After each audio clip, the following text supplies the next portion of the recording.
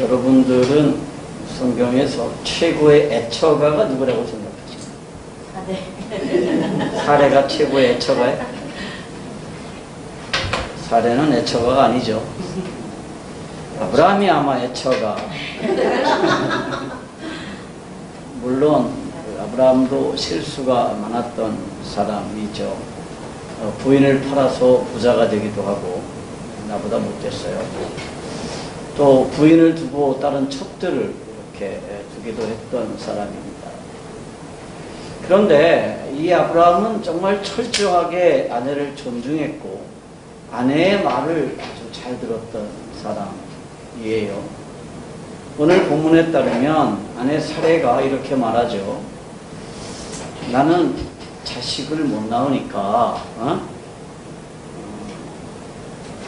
첩을 두어서 자식을 낳아. 이렇게 말하는 장면이 나와요. 이럴 때 남편들은 대부분 어떻게 할까요? 아이, 그럴 수 없다고 그러면서 사실은 화장실 가서 웃죠.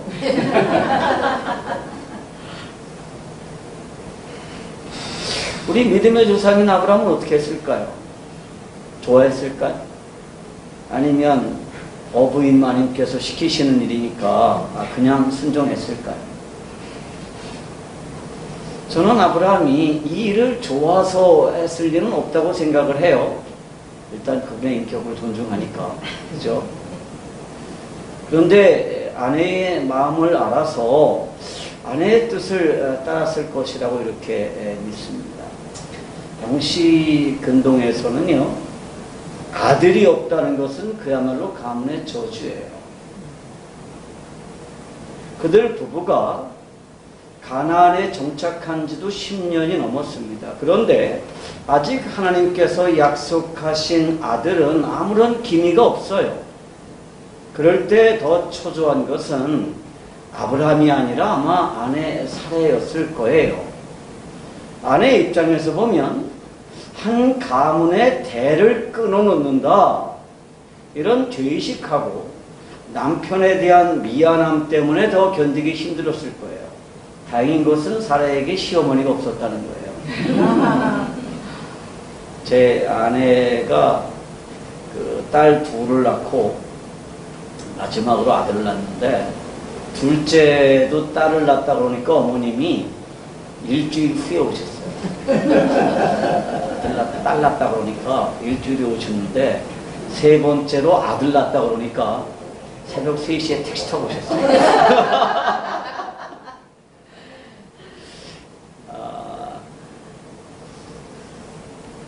그러니까 아마 이 사례 입장에서 보면 한 가문의 대를 끊어놓을 수 있다라는 이 죄의식, 그리고 남편에 대한 미안함 때문에 정말 견디기 힘들었을 거예요.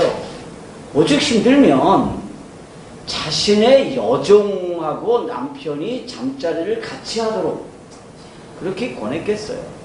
이게 여자로서는요, 참아내기 힘든 고통이었습니다. 그러니까 씨앗을 보면 부처님도 돌아앉는다고 그러잖아요. 부처님 돌아앉으면 뒤는 뻥 뚫렸어요. 그리고 또 아주 수치스러운 일이었을 거예요. 그렇지만 이렇게라도 하지 않으면 더 힘든 상황이었습니다. 아마 더 견디기 힘들었을 거예요. 그래서 남편 아브라함 역시도 이 아내의 상황을 이해하고 아내의 말을 따랐을 것입니다. 그리고 그 일로 인해서 아내의 스트레스가 또 높아졌어요. 그러니까 어떻게 해요? 그러니까 이번에는 아내의 감정을 이해하고 임신까지 한 그 하가를 내어보냅니다. 그렇게 보면 이게 애처가가 아니라 공처가죠. 근데 하여튼 역시 아내를 존중해서 한 일이었다라고 이해를 합시다. 그럼 성경에서 제일 애처가는 아브라함이에요. 그러면 성경에서 제일 악독한 사람은 누굴까요? 그 대표가 가인이죠. 여러분 어떻게 생각하세요? 가인은 하나님께 버림받았다라고 하는 자신의 감정 때문에 친동생을 죽인 사람이에요. 세상에 속이 좀 상한다고 그래서 자신의 혈육을 죽인다. 이게 말이 됩니까? 감정 때문에. 물론 뭐 요즘 세상에는 그보다 더한 일들이 많기는 하죠. 돈 때문에 동생 죽이고 부모 죽이는 세상을 살다 보니까 뭐 그런 일쯤은 흔한 일이 되어버렸습니다. 성경에서도 권력 때문에 이복 형제들 수십 명을 죽인 아비멜렉 이야기가 기록이 되어 있고, 또 솔로몬 역시도 자신의 많은 이복 형제들을 죽였죠. 그렇지만 성경에서 친형제, 동복인 형제를 죽인 사람은 가인 한 사람밖에 없어요. 그런데 제가 아브라함과 가인을 한 자리에서 얘기하는 이유는 두 사람이 모두 공통점을 가지고 있기 때문입니다. 믿음의 조상 아브라함과 최초의 살인자인 가인의 공통점은 뭘까요? 그리고 그 둘의 차이점은 뭘까요? 이 둘을 비교하면 우리는 올바른 믿음이 무언지에 대한 판단을 내릴 수가 있습니다. 여러분, 올바른 믿음이라는 건 뭘까요? 첫째로, 믿음이란 하나님의 말씀에 대해서 정확하게 이해하는 것. 따라합시다. 믿음이란 하나님의 말씀에 대해서 정확하게 이해하는 거다. 정확하게 이해하는 것이다. 우리의 문제는 뭐냐 하면 하나님의 말씀을 정확하게 이해하지 못하는 데 있어요. 우리가 너무나도 흔하게 듣는 말이 믿음은 순종이라는 것입니다. 그런데 실제로 말씀에 대해서 참으로 순종한다는 것은요, 그게 그렇게 쉽지가 않아요. 아브라함은 내 후손이 하늘의 별처럼 많아지게 하겠다라고 하는 하나님의 약속을 믿었습니다. 그런데 10년의 시간이 지나도록 이 하나님의 약속이 성취될 아무런 조짐조차 없었어요.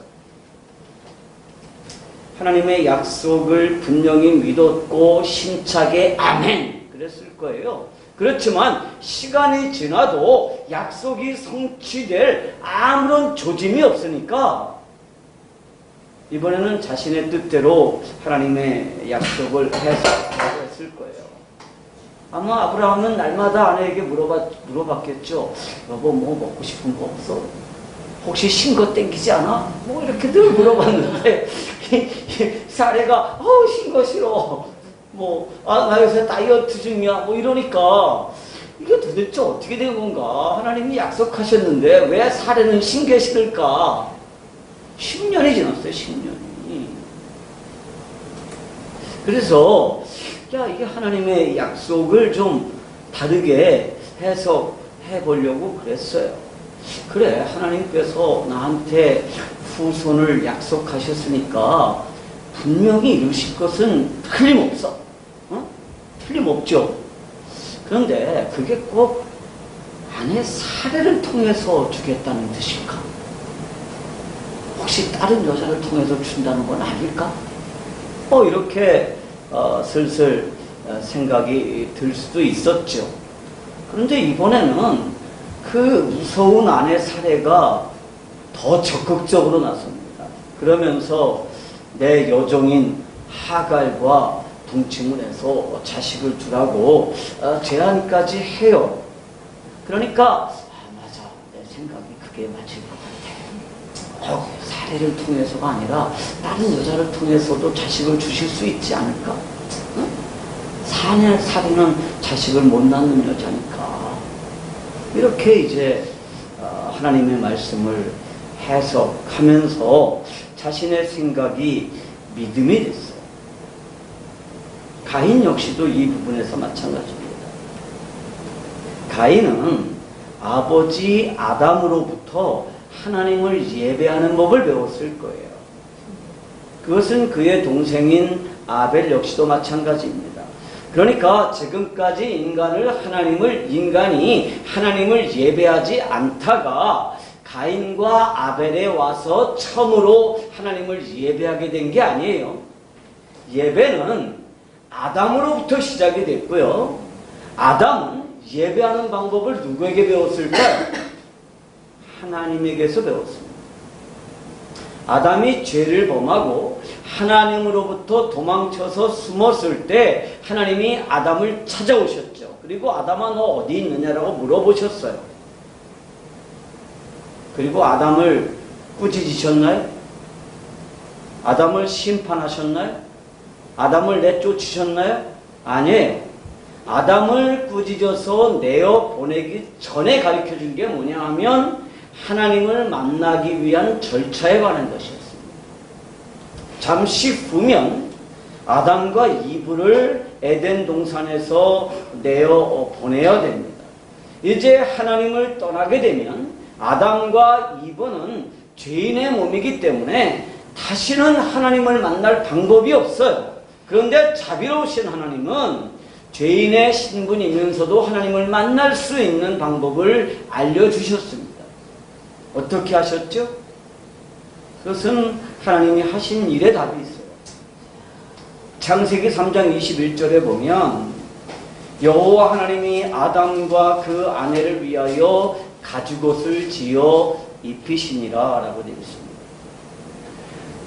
아담은 자신이 스스로 선과 악의 판단 기준이 되고 우주의 주인이 되려고 했습니다. 이 부분에 대해서는 제가 지난번에 설명을 드렸죠.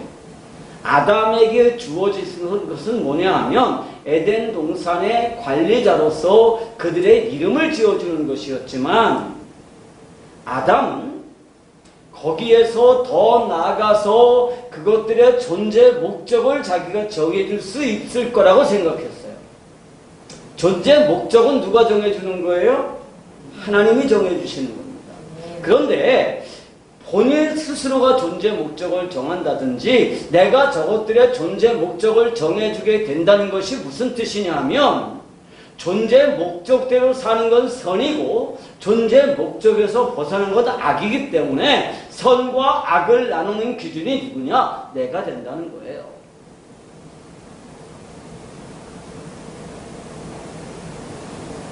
아담은 그렇게 하려고 했어요.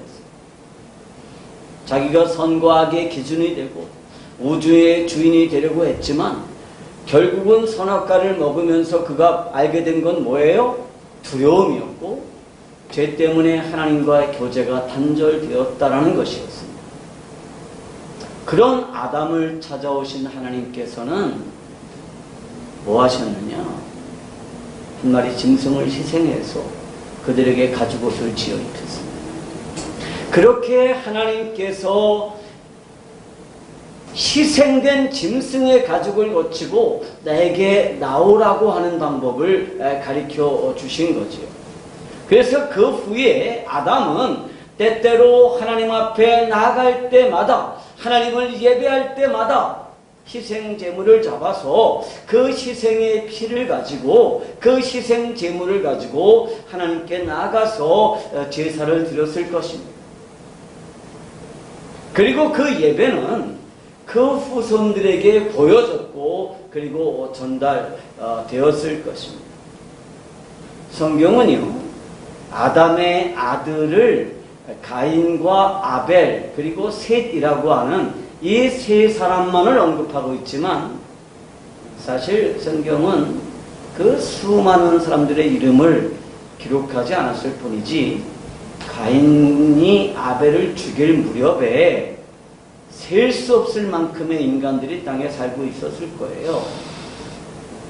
그러니까 아담이 130세에 셋을 낳았다라고 기록하고 있는데요. 그 후에도 800년을 지나면서 자녀를 낳았다라는 기록이 있어요, 성경에. 그러면 아담과 이브는요, 에덴에서 쫓겨난 이후에도 계속해서 정상적인 속도로 아이를 낳았을 거예요. 제 할머니가요,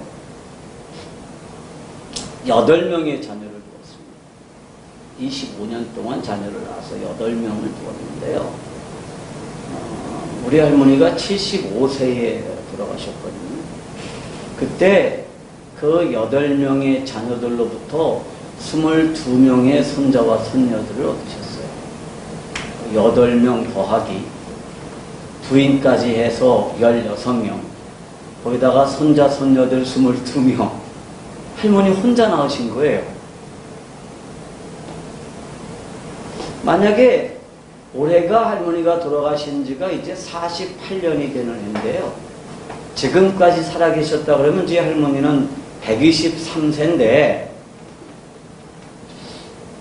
현재 할머니의 자녀들은 다 48명입니다. 그런데 아담이 30세 무렵부터 자식을 낳았다고 보면 아담이 낳은 자식이 몇 명일까요? 180명. 기네스북에 나오겠죠. 180명. 그리고 그 180명의 자녀들이 900년 동안 계속 낳았어요. 얼마나 많이 생겼을까요? 그러니까 기하급수적으로 자식들이 늘어나면서 엄청난 후손들이 이 땅에 살고 있었을 거예요. 그리고 그들 모두는 자신의 조상들로부터 하나님께 나아가는 방법으로서의 예배를 전수받았을 겁니다. 그런데 그 많은 사람들 중에는 올바르게 예배하는 사람들이 있었는가 하면 그렇지 않은 사람들도 있었다는 거예요. 여기서 올바른 예배라고 하는 것은 하나님께서 아담에게 가르쳐준 방법대로 예배하는 것입니다. 그리고 올바르지 않은 예배라고 하는 것은 내 자신의 방법대로 예배하는 거예요. 먼저 가인의 예배는 잘못된 예배입니다. 하나님께서 받지 않으시는 예배예요. 왜 하나님께서 가인의 예배를 받지 않으셨을까요? 가인의 정성이 부족해서였을까요? 아니에요. 그것은 오히려 자신의 정성으로 드리는 예배였기 때문에. 예배는요, 내 최선으로 드리는 게 아니에요. 예배는 내 정성대로 드리는 게 아니에요. 예배는 뭐냐? 하나님께서 가르쳐 주신 방법, 하나님께서 원하시는 방법대로 드려야 됩니다. 아멘. 가인은 자신의 주업이 뭐예요? 농업이었습니다. 그런데 꼭 양을 사서 예배하는 것이 불합리해 보였을 수도 있습니다. 따라서 자신의 것, 내가 지금 가지고 있는 것으로 하나님을 예배할 수 있다고 생각했을 거예요. 어쨌든 예배를 하면 되지 꼭 양을 사서 동물의 희생을 가지고 예배해야 될 필요가 있겠어? 응? 그러면서 자신의 생각대로 자신이 할 수 있는 최선으로 하나님께 나아가려고 했다는 게 가인의 문제예요. 우리 주일학교에서 그렇게 배우죠. 가인이 자기가 농사진 것 중에서 찌끄러기 못 먹을 거 그런 거 가지고 하나님께 예배를 드렸고, 아벨은 그 양의 기름진 첫 새끼를 가지고 예배를 드려서 하나님이 가인의 예배를 받지 않으신 거야. 이거는 굉장히 세속적인 세계관으로 성경을 해석하는 거예요. 하나님은 그러신 분 아니에요. 가인의 문제는 뭐냐 하면 하나님이 제시하신 방법, 하나님이 원하시는 방법이 아니라 내 방법, 내 정성으로 하나님께 나아가려고 했다는 것입니다.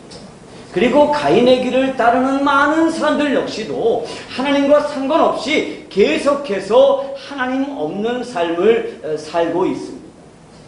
어찌됐든 하나님께서 원하시는 것은 선을 추구하시는 것이니까 선하게 살면 되는 거고, 불교적인 방법이 됐든 혹은 유교적인 방법이 됐든 혹은 다른 어떤 이교적인 방법이 됐든 예배하면 되는 거지.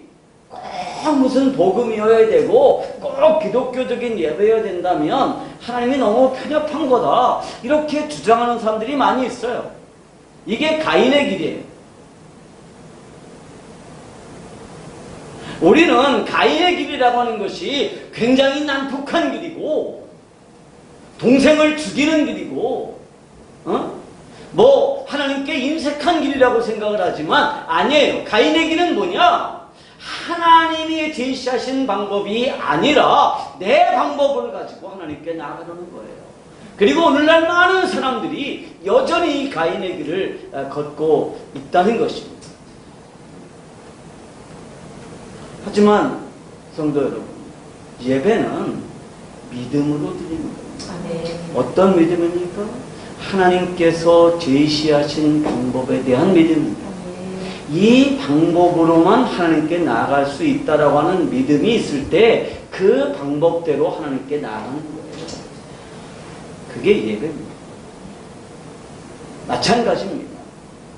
아브라함에게 믿음이란 하나님에 대한 약속에 대한 믿음입니다. 하나님의 약속에 대한 믿음이에요. 하나님께서는 자신을 걸고 아브라함에게 한데 별같이 많은 후손을 약속하셨습니다. 그렇다면 이 약속은 사람의 마음대로 새롭게 해석을 하면 안 되는 거예요. 약속은 자기 마음대로 해석하는 게 아니에요. 그런데 사례는 이 약속에 대해서 새로운 해석을 했고 자신의 생각에 대한 믿음이 생겼어요. 그리고 아브라함은 아내의 의견을 존중했고 아내의 의견을 따랐습니다. 당시에 아브라함은 전혀 믿음의 조상답지가 않았죠. 사랑하는 성도 여러분, 믿음은요 구원에 대한 하나님의 약속을 믿는 것입니다. 하나님의 약속은 예수 그리스도를 믿음으로 받아들이는 유일한 방법뿐입니다. 그런데 사람들이 꼭 예수를 믿어야 한다는 것은 너무 심하다라고 너무 편협하다라고 얘기합니다. 다른 여러 가지 방법들이 있을 것이라고 하면서 다른 여러 가지 방법을 찾아서 자신의 최선을 다하고 정성을 다합니다. 가인이 왜 아벨을 죽였습니까? 그 하나님의 방법을 완전히 무시해버린 것입니다. 왜 내 방법만 하나님이 받아들이느냐? 다른 방법도 있다는 것입니다. 여러분, 세상이요 복음을 비난하고 교회를 핍박하는 걸 조금도 이상하게 여기지 마십시오. 아벨은요 그 복음 때문에 죽었습니다. 믿음이라는 게 뭐냐? 하나님의 말씀에 대해서 정확하게 이해하는 데부터 시작합니다. 우리의 문제는 하나님의 말씀을 어렴풋하게 알지만 정확하게 알지 못한다는 데 있어요. 정확하게 알죠. 많은 사람들이 꼭 복음이 아니어도 예수 그리스도가 아니어도 성경이 말하는 그 복음이 아니어도 하나님께 나갈 수 있는 여러 가지 다른 길들이 있을 것이다 라고 주장합니다. 그리고 그게 상당히 멋있어 보여요. 지식이 있어 보입니다. 그리고 여러 가지 다른 방법을 찾아서 자신의 최선을 다하고 정성을 다합니다. 그러나 그렇다고 그래서 하나님께 나갈 수 있는 것은 아니라는 사실을 분명히 기억해야 돼요. 믿음이란 뭐냐? 둘째로 믿음이란 하나님의 약속에 대해서 정확히 이해하는 거예요. 첫째는 하나님의 말씀에 대해서 정확히 이해하는 거지만 둘째는 하나님의 약속에 대해서 정확히 이해하는 것입니다. 하나님께서 약속하셨습니다. 그런데 이 약속은 반드시 기한이 주어지는 건 아니죠. 그러니까 이 약속의 기한은 10년이 지나면 이 약속은 효력이 없어지니까 10년을 기다려도 효력이 없으면 그때는 다른 약속을 기다리든지 아니면 내 마음대로 다른 방법을 써봐라. 그런 게 아니에요.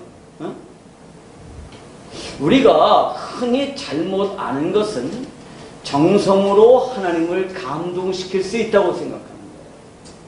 여러분, 이건 정말 큰 착각입니다. 우리의 정성으로 하나님을 감동시킬 수 있다. 그거는 정말 잘못된 방식이에요. 이거는 굉장히 이방 종교적인 방식입니다. 여러분, 지성이면 감천이라는 말도 있죠. 정성을 다하면 하늘도 감동한다는 거예요. 그런데요, 믿음은 내 감정이 아니에요. 내 열심이나 내 정성도 아닙니다. 믿음이란 뭐냐? 다만 하나님께서 하시는 일을 기다리는 거예요. 방금 전에 이 창세기 16장 전에 뭐가 있죠? 15장이 있습니다. 15장에서 아브라함과 하나님께서 언약을 체결할 때 아브라함이 한 일은 뭐죠? 짐승을 잡아서 쪼개놓고 그 다음에 한 일이 뭐예요? 그냥 기다리는 일이었어요. 기다리는 일.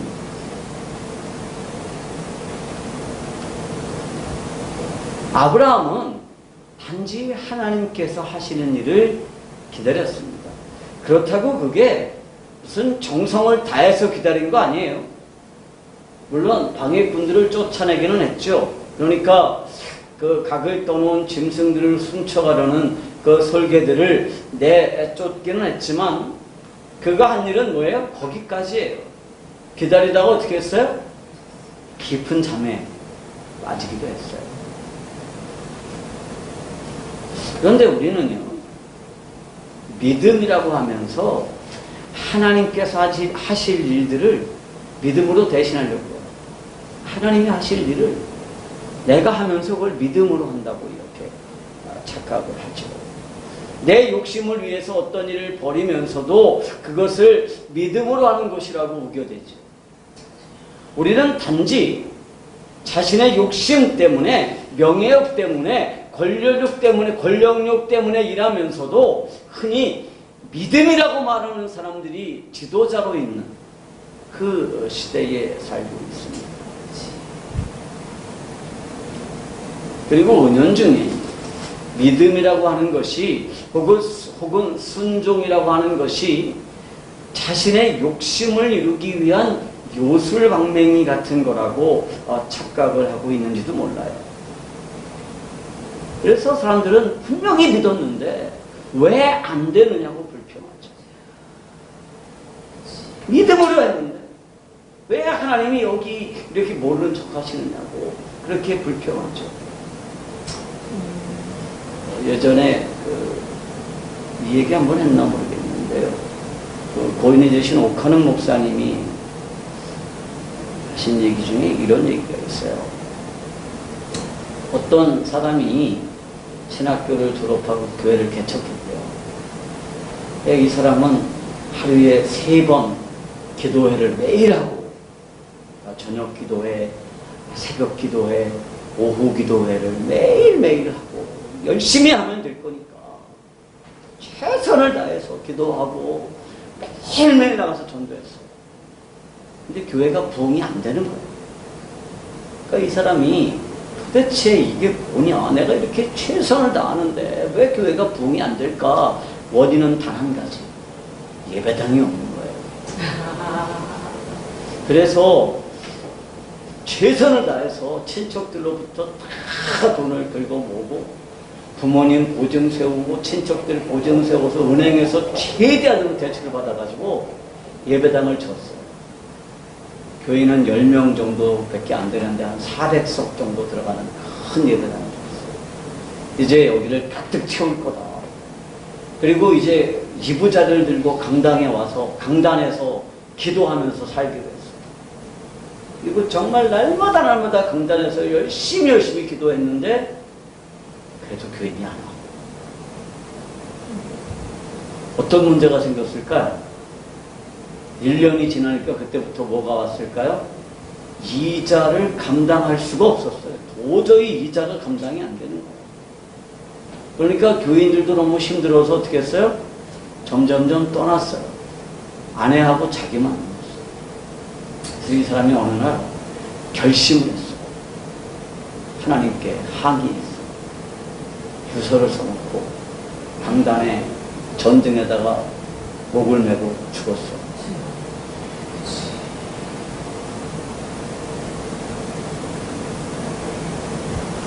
뭐가 문제일까?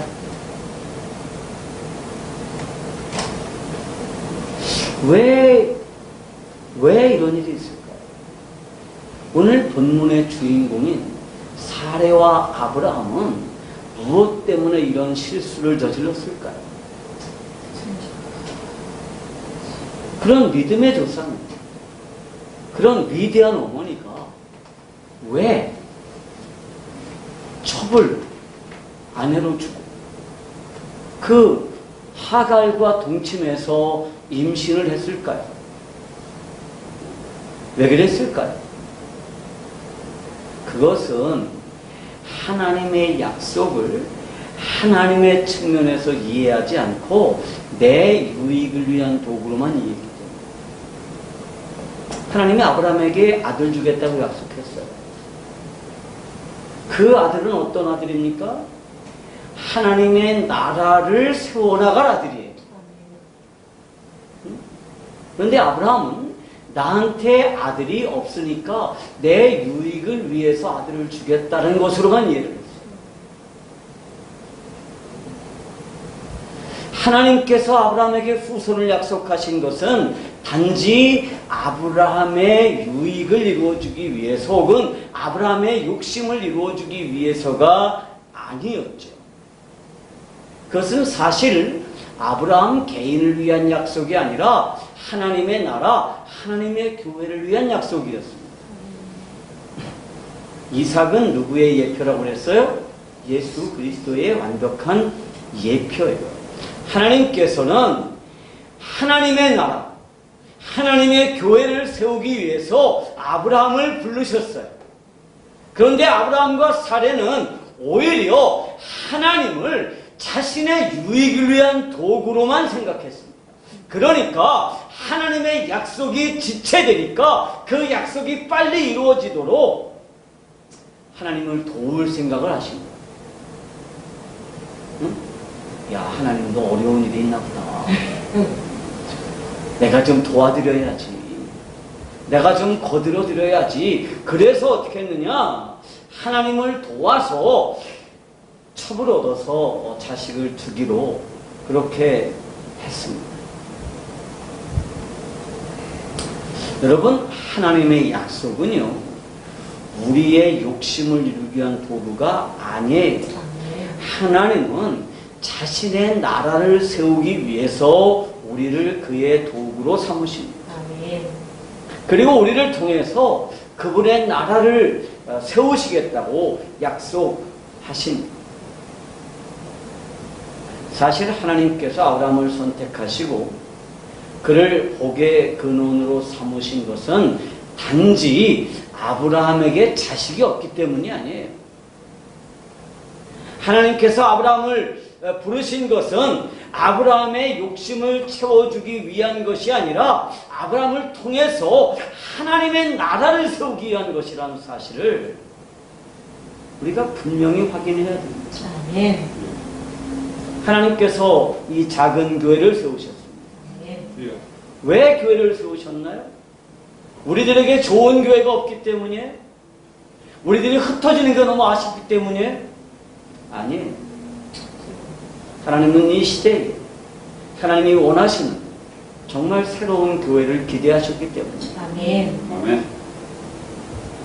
우리가 이 하나님의 약속에 대해서 하나님의 뜻에 대해서 정확하게 이해하지 못하면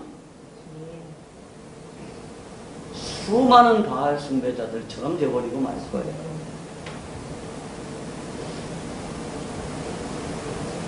그런데 대부분의 사람들이 이게 내 문제가 되면요, 그걸 하나님의 나라라는 측면에서 이해하지 못해요. 그리고 어떻게 이해해요? 내 욕심을 이루기 위한 방법으로 변질이 되죠.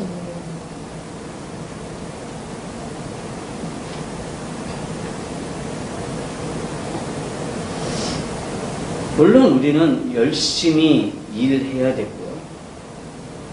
교회는 부흥해야 되고요. 목사는 정말 열심히 말씀을 준비하고 목양을 해야 되고 그리고 전도해야 되고 교회를 성장시켜야 되는 거 맞습니다. 그런데 정작 문제는 이게 누구를 위한, 무엇을 위한 것이냐 하는 것입니다. 하나님의 나라라는 측면에서 이것을 이해하고 충성스럽게 최선을 다할 것이냐, 아니면 이것이 자신의 욕심, 명예욕, 재물욕, 권력욕에서 나온 것이냐를 분명하게 분별할 수 있어야 되는 것입니다. 네. 요즘 문제가 되는 것 중에 하나가 제가 좀 조심스럽긴 하지만 교회의 세습 문제예요. 세습 문제입니다. 제가 지금 25년째 청소년 새생명 캠프라고 하는 조그만 선교단체를 맡고 있는데 이제는 다음 지도자를 세워야 될 때가 됐거든요. 이제 제 아들이 자능현이 그걸 맡을 줄 알았더니 이놈이 이게 세습이라서 안 맞는데요. 그래서 야, 이 녀석아, 그게 무슨 세습이냐 그랬더니 아버지 그것도 세습이에요. 그건 세습이 아니고 십자가를 지는 거야. 세습은 뭐냐 하면 영성교회 같은 큰 교회를 맡는 게 세습이에요. 영성교회는 누구나 다 맡고 싶어 해요. 그죠? 근데 우리 캠프는 아무도 맡을 사람이 없어요. 왜? 돈이 안 생기거든요. 그리고 우리 캠프 대표 맡고 있다 그래서 인기 없거든요. 누가 알아주지도 않아요. 여러분, 하나님께서 우리들에게 복을 약속하셨습니다. 아멘. 내가 너를 복의 근원으로 삼겠다. 아멘. 내가 너를 복으로 삼겠다고 약속하셨는데 이 복이라고 하는 게 내 개인적인 욕심의 복이라 그러면 이게 성경을 잘못 읽어도 한참 잘못 읽은 거예요.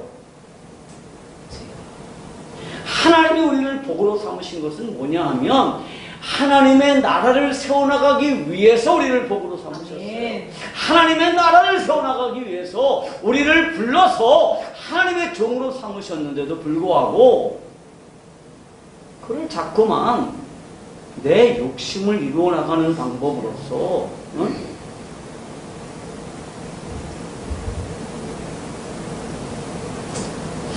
여러분, 우리가요 만약에 하나님의 나라를 위한 게 분명하다 그러면 우리는 얼마든지 기다릴 수 있습니다. 그리고 하나님의 방법이 아니다 그러면 하지 않을 수 있어요. 비록 초라하지만, 비록 작지만 이게 성경적으로 옳은 일이 분명하다 그러면 굳이 인간적인 방법을 동원할 필요도 없습니다. 제가 청소년 사역을 올해로 25년째 하고 있는데요. 25년 동안 청소년 사역을 하고 있다고 그러면 사람들은 제가 엄청나게 큰 일을 하고 있을 거라고 생각해요. 그리고 제가 담당하고 있는 교회도 요즘 어느 교회에 가서 설교하고 있다 그러니까 큰 교회일 거라고 착각해요. 그런데 저는 여러분들이 알고 있는 것처럼 아주 작은 교회에서 말씀을 전하고 있고 또 청소년 사역이라고 그래봤댔자 무슨 소그룹, 소규모 전문 그러한 청소년 단체 대표 목사를 맡고 있었습니다. 몇 년 전에 중국 사역 중에 카나다 토론토에서 엄청나게 큰 사역을 하고 있는 목사님을 만나서 교제할 수가 있었어요. 그분은 임헌수 목사님이십니다.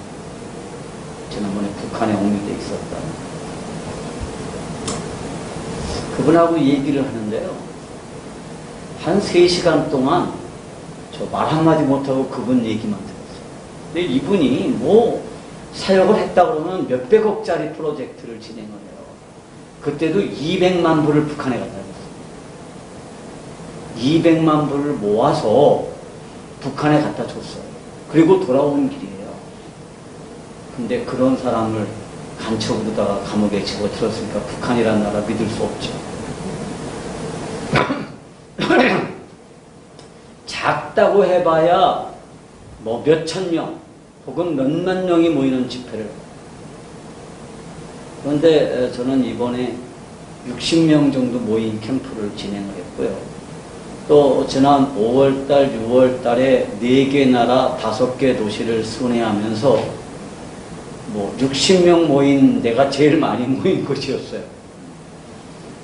15명, 뭐 20몇 명, 이 정도 모인 곳에서 강의를 하고 설교를 진행했을 뿐이에요. 그런데 제 사역의 결과물들을 보면 하나님께서 이 사역을 기뻐하신다 라는 사실에 대한 분명한 확신이죠.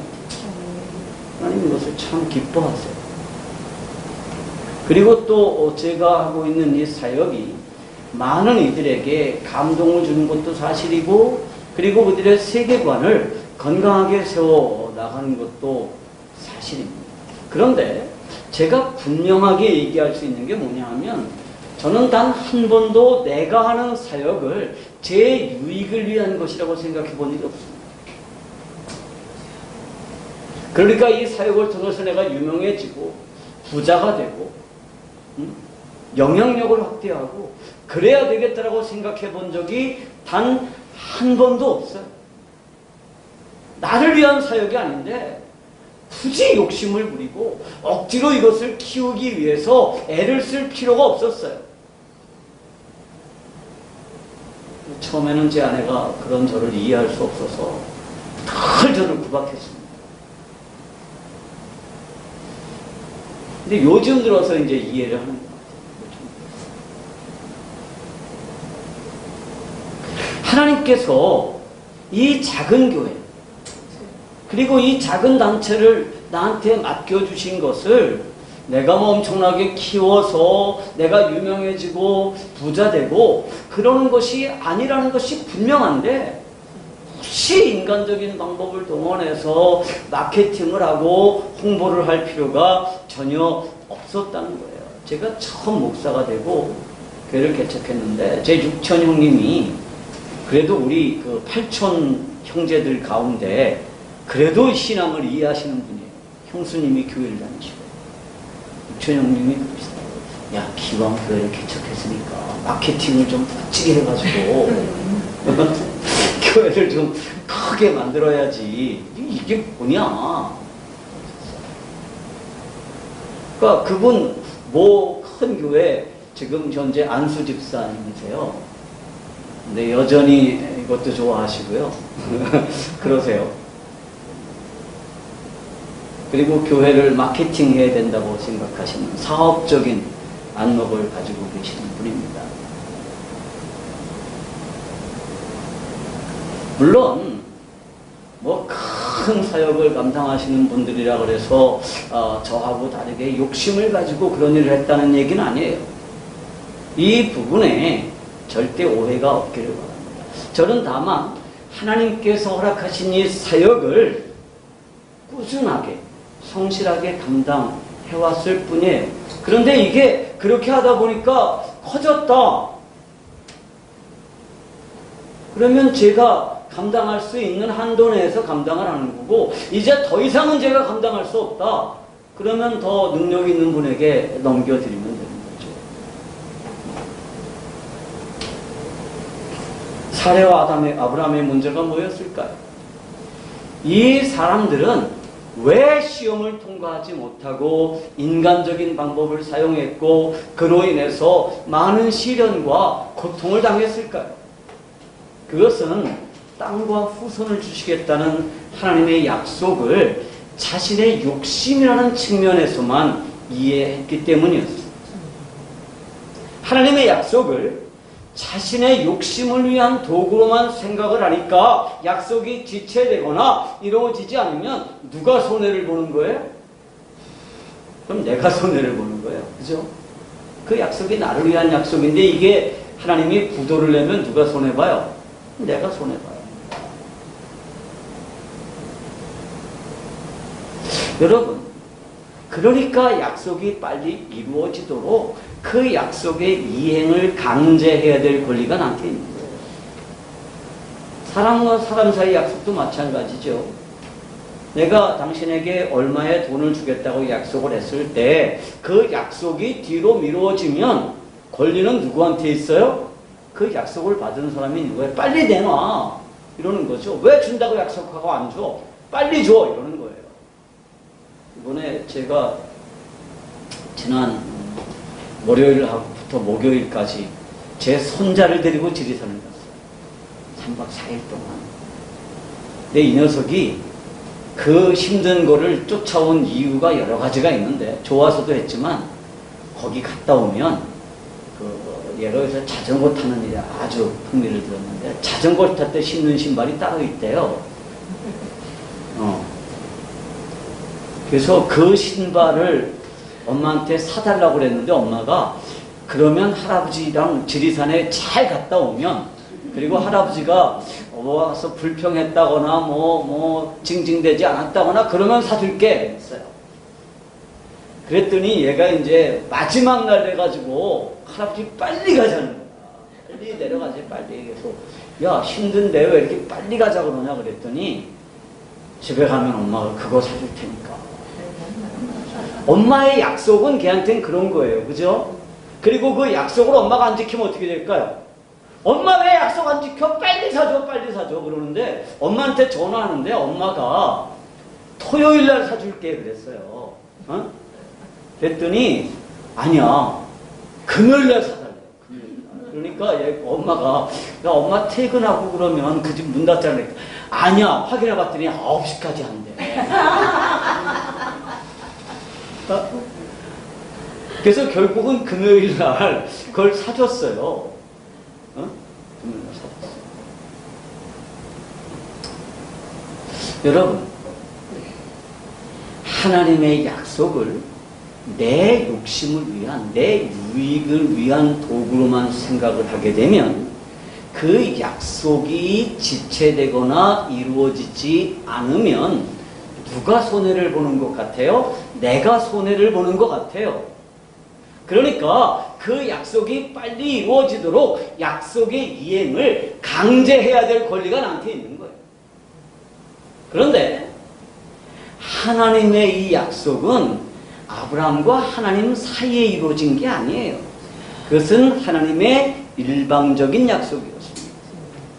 우리는 하나님 그 약속의 현장에서 하나님께서 홀로 언약의 징표들 사이를 지나가시는 장면을 봤어요. 그죠?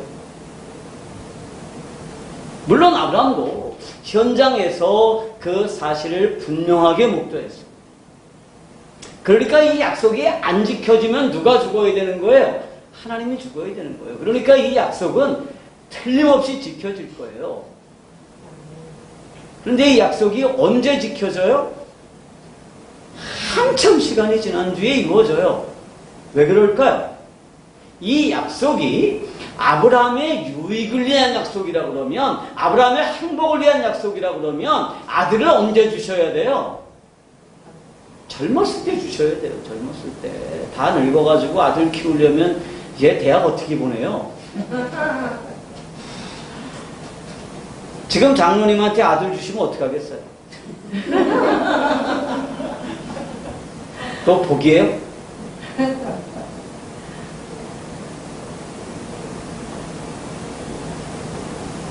그럼에도 불구하고 아브라함과 사례는요, 하나님의 그 약속을 하나님의 나라라는 측면에서 제대로 이해하지 못했어요. 그는 단지 자신에게 필요한 게 아들이고 필요한 게 땅이어서 하나님이 아들 주고 땅 주겠다라고 약속하는 것으로만 이해를 했어요. 여러분, 하나님의 약속이라고 하는 것을 정확하게 이해하지 못하면 어쩌면 우리 신앙생활이라고 하는 것은 굉장히 바알적인 것이 되고 맙니다. 나한테 필요한 거 하나님이 주시겠다고 약속하시는 것으로밖에는 이해를 못해요. 그리고 너무너무 많은 사람들이, 너무너무 많은 교회들이 이런 어리석은 오해에 빠져 있다는 거예요. 뭐를 제대로 모르기 때문에? 말씀을 제대로 이해하지 못하기 때문에, 그래서 하나님의 약속을 정확하게 이해하지 못하는 거예요.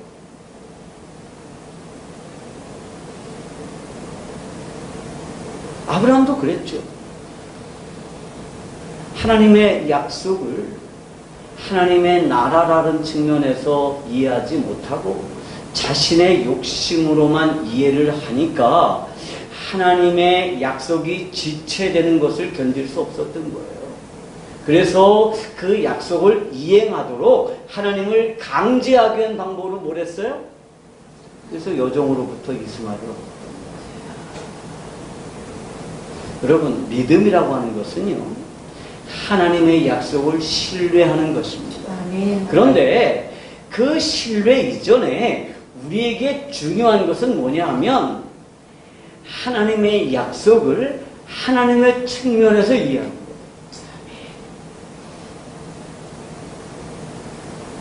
믿음은요, 우리 욕심을 이루기 위한 도구가 아니에요.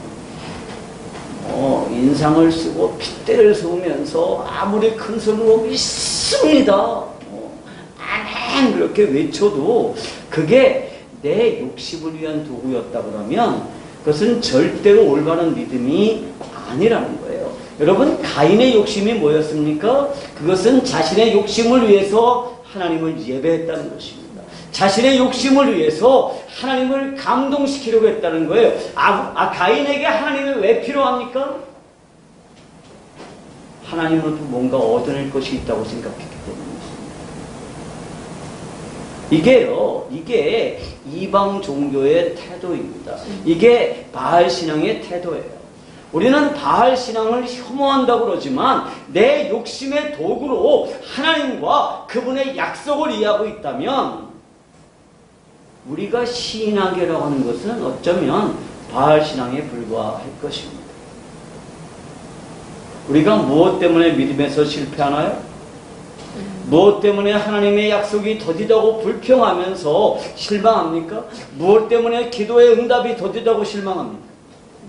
그것은 하나님의 약속을 내 욕심의 도구로만 생각하기 때문입니다. 기도를 내 욕심을 이루기 위한 도구로만 생각하기 때문입니다. 하나님은 우리를 하나님의 도구로 삼아서 하나님의 나라를 세우시고 확장시키기 위하십니다. 그런 계획을 가지고 계세요. 그런데 우리가 내 욕심을 이루기 위한 도구로만 하나님을 사용하려고 그러니까 하나님과 코드가 안 맞는 거예요. 아무리 좋은 컴퓨터가 있으면 뭐예요? 콘센트에 안 맞으면 못 쓰거든요. 미국이나 영국에 가면요, 우리나라에서 사용하던 노트북은 쓸 수가 없어요. 왜? 거기는 콘센트가 110V짜리거든요. 응? 돼지코. 그래서 뭐가 있어야 돼요? 아답터가 있어야 돼요. 그러니까 왜 우리가 하나님하고 통하지 않느냐 하면 이게 콘센트가 안 맞아요. 코드가 안 맞아. 그래서 나는 굉장히 믿음이 좋아. 충만해요. 그런데 이게 하나님에게 연결이 안 되는 거예요. 왜? 코드가 달라요. 코드가.